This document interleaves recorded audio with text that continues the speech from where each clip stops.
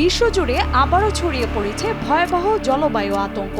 বিজ্ঞানীরা সতর্ক করছেন, প্রশান্ত মহাসাগরের গভীরে তৈরি হওয়া অস্বাভাবিক উষ্ণ পানির দানবীয় প্রবাহ পৃথিবীকে ঠেলে দিতে পারে এক বিধ্বংসী সুপার এল নিনোর দিকে। আর এর প্রভাব অব্যাহত থাকলে 2027 সাল পর্যন্ত মানব সভ্যতাকে মোকাবিলা করতে হতে পারে ইতিহাসের ভয়ঙ্করতম তাপদাহ, প্রাণঘাতী খরা, অস্বাভাবিক অতিবৃষ্টি, ভয়াবহ বন্যা এবং নজিরবিহীন খাদ্য সংকটের।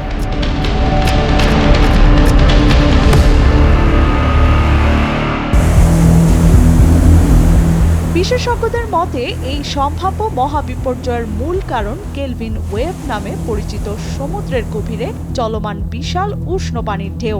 ইতোমধ্যে কিছু এলাকায় সমুদ্রের তাপমাত্রা স্বাভাবিকের তুলনায় প্রায় 7.5 ডিগ্রি সেলসিয়াস পর্যন্ত বেড়ে গেছে।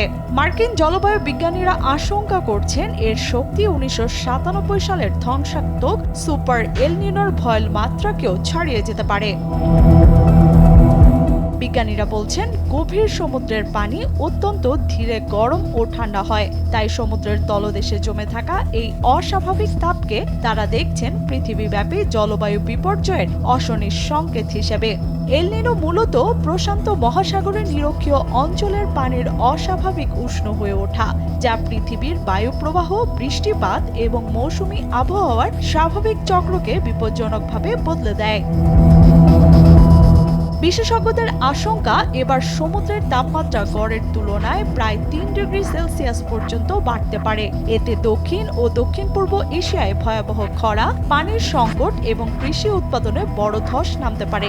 বাংলাদেশেও বাড়তে পারে তীব্র গরম, বিদ্যুৎ সংকট, ফসলহানি এবং ডেঙ্গু সহ বিভিন্ন রোগের ঝুঁকি।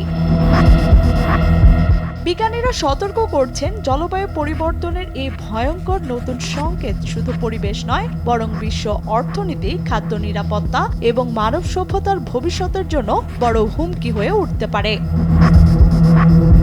লিয়ানা শারমিন, সময় সংবাদ।